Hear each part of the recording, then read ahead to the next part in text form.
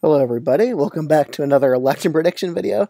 In this video we're going to focus on what is Trump's best case scenario in the 2024 election. Now I've done videos on this topic in the past, but as of right now, Trump on RCP, he's at a 3.4% lead nationwide.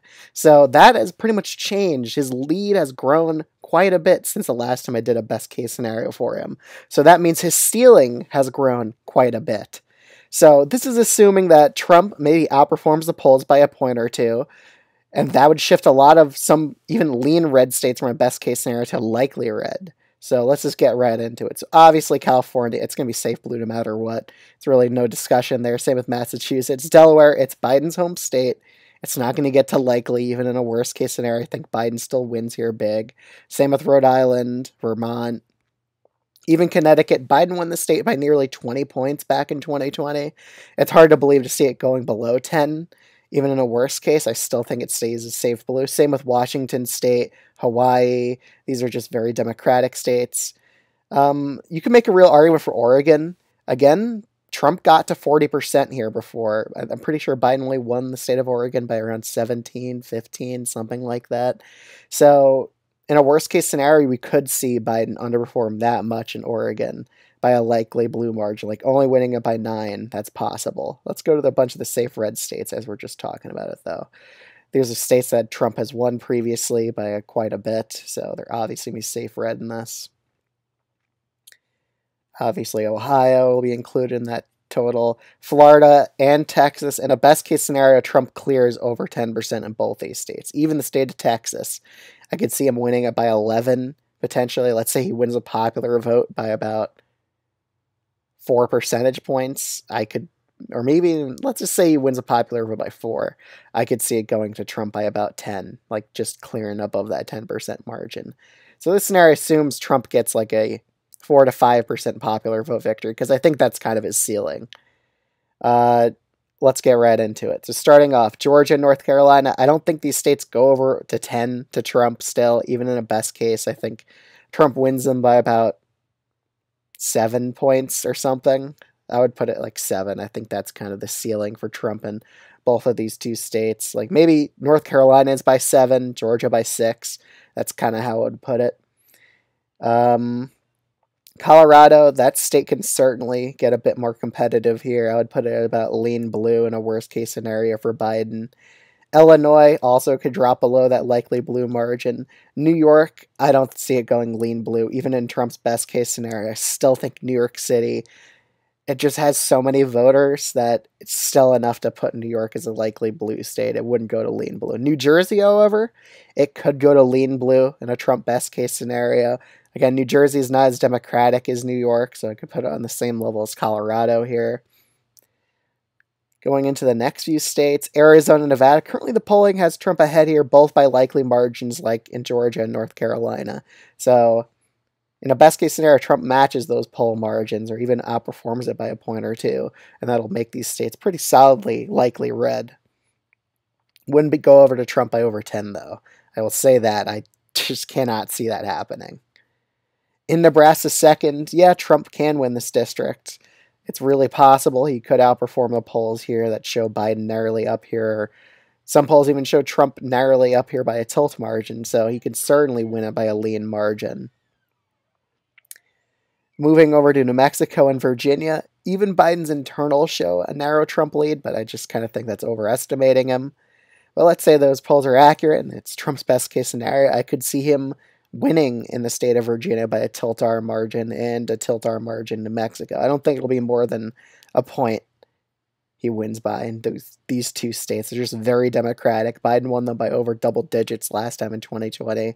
So there's a bit of hesitation there to put it to tilt-R, but certainly if Trump outperforms the polls, he can win these two states. It's possible. Which I can't believe I'm saying that, because if you would show this to me 6 months ago, I'd be like, you're crazy to think this could potentially happen in a best case scenario. But right now, like, Biden support keeps going down, so that ceiling for Trump will only grow from here. Unless Biden somehow manages to catch up, which you never know, anything can happen. Let's head to New Hampshire and Maine. I think Trump could pull off both of these states, honestly. They're very white. So if he does really well with white voters in Northeast, he could certainly win them. One poll in New Hampshire even shows Trump narrowly ahead. One poll shows Trump tied in Maine. So he could certainly win both these states in a best case scenario. Doing really well in Maine's 2nd district, probably guaranteeing that Jared Golden gets out if he wins it by enough of a big margin. So I'll also show the House results and the Senate results if this map were to happen at the end of the video as well, just to show you how much of a win this would be down ballot. Maine's 1st district, it's still a very blue district. I'm pretty sure Biden won this district by over 20 last time, so it wouldn't go below single digits in my opinion. Now during these last 4 states in the Rust Belt. So in best case scenarios, I previously had all these states as lean R, Wisconsin, Michigan, and PA in a best case scenario for Trump. Now it's really possible Trump could win Wisconsin and PA by a likely R margins. A few polls have shown Trump ahead here by 5 in Pennsylvania from a Dem internal and a Republican internal. In Wisconsin, kind of the same story. Trump also very close to hitting that likely margin in some of those polls and those internals. So if that margin stays consistent in a best case scenario, Trump could win PA and Wisconsin by a likely margin, which is kind of resulting in a popular vote win of about 5% for Donald Trump here if that were the case. So, yeah, he's over that likely margin in the Electoral College, which is kind of crazy to see that this is possible now at this point. Even the state of Michigan could get to lean R in a best case scenario. I still wouldn't put it as likely. I still think Biden would keep Trump down to only a 4% victory in the state of Michigan. Even the longtime blue state of Minnesota could flip in a Trump best case scenario, but only by a tilt margin. We would have to hope there's a lot of third-party support here to snag this state away from Dems. Just like how often Democrats, even in a landslide losses for them, they still manage to win Minnesota. So it's possible it could stay blue even in a best case scenario, but I think that Trump would be able to take it if he just outperforms the polls by a point or two. So this is the map in a Trump best case scenario. A popular vote win of about 5 percentage points is what it looks like to me here. And let's just see how that would affect the Senate. So yeah, the Senate map would be very bad for the Democrats here. I still think Hung Kao isn't that good of a nominee to knock off Tim Kaine. He is a longtime incumbent senator. Same with the senator in New Mexico. I still don't think he would lose, but he would be in a much closer race than my actual Senate predictions. It has New Mexico and Virginia both as likely blue. I still think that Andy Kim would hold on here. I think he would outperform Joe Biden, honestly. I think he's a pretty good campaigner here. And Larry Hogan, the map doesn't even change for him. I just think Maryland's too blue of a state to really make a difference here. Even if Trump wins a popular vote by 5, I think Hogan still loses. It's just too Democratic in that state. But Arizona, that's one to talk about. So in a best case scenario, Trump would carry Arizona by about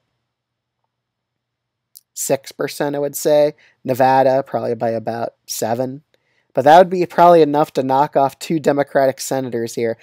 So even Lake could potentially win in Trump's best case scenario, which is kind of crazy to think about, considering she hasn't led in forever in Arizona Senate polling. But let's just say that Trump does win Arizona by a likely margin, then that would probably be enough to enable Kari Lake to have a narrow victory, and that would probably be enough for the Republican candidate, the Senate candidate Brown, to unseat the current Democratic senator in Nevada as well. Certainly possible. Even so, let's just say Trump also does really well in Montana, wins it by 20 or more. That'll probably be enough to shift it to a likely R race in this state, which I currently has lean R. And if Trump does really well in Ohio, that'll probably be enough to narrowly unseat Senator Brown here by about 1.5%. Moreno still will underperform massively, I think. I just think he was the worst candidate Republicans could have chosen. And even in Michigan, it's an open race, so that gives the Republicans more of a chance here. They aren't facing a strong incumbent.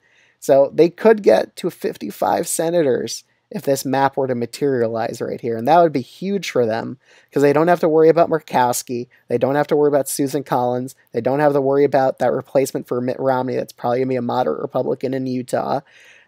They have enough of a buffer against those more moderate Republicans in the Senate.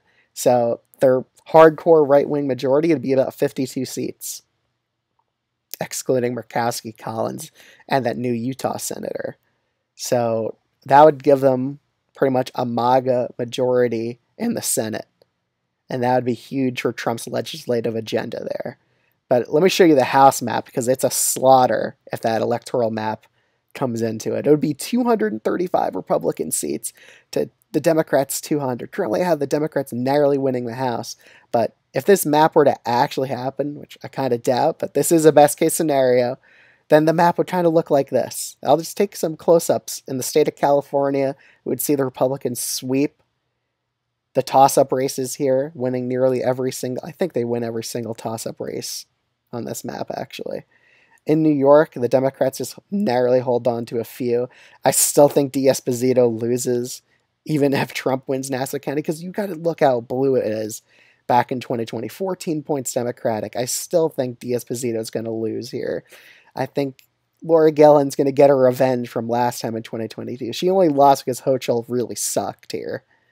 But it's going to be a presidential year. More Democrats will turn out in this district. I still think D'Esposito loses, even in a best-case scenario. But I do think that'll be enough to carry Lawler to a win, and enough for Brandon Williams to somehow win, which is kind of crazy, because this is a double-digit Biden seat. But it's not as blue as D'Esposito's seat or Tom Suozzi's seat. Wow, it is actually quite Democratic. 11 points now. I guess they really shorted up in redistricting. But, yeah, that would flip or keep a few seats in Republican hands in New York. And the other seats of note, let's see. They pretty much win most of the toss-ups. Colorado 3 even shifts to likely are if Trump gets it down to a lean blue margin in Colorado. Iowa could also go potentially safe red, honestly. It probably would, actually, in a scenario like this. Like, Trump would probably carry Iowa by well over 15, so down ballot effect, it would probably shift all these races to safe R. So I'm changing that part of the map here. I think all of Iowa would be safe red. Even Alabama's second would get a bit closer, because there was one internal that showed Biden doing not that well here, so down ballot in this open race, it could shift it from likely blue down to lean blue. These two Texas seats could potentially flip as well, but I just think that since they're incumbents, I don't think there'll be that big of a collapse. I think Henry Cuellar is very popular. I think still Vincent Gonzalez manages to hold on. Mary Patola, I also think she manages to hold on here, honestly.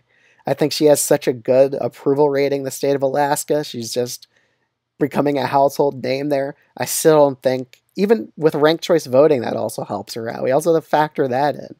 So I think that would kind of come in to help her out here. But the other blue dog Democrats, Marie Perez ends up losing because of the underperformance from Biden.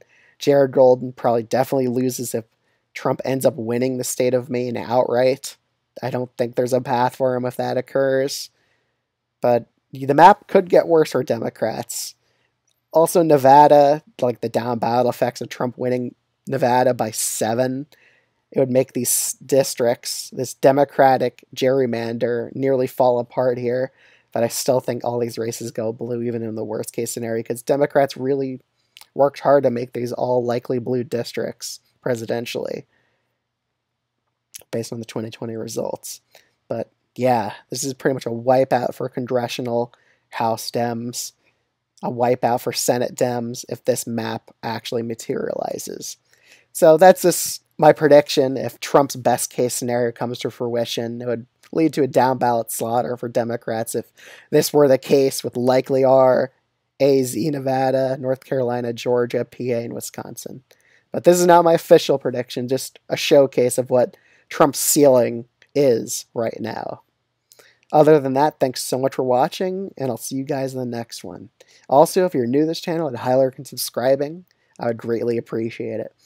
Thanks for watching, everyone. I'll see you all in the next one.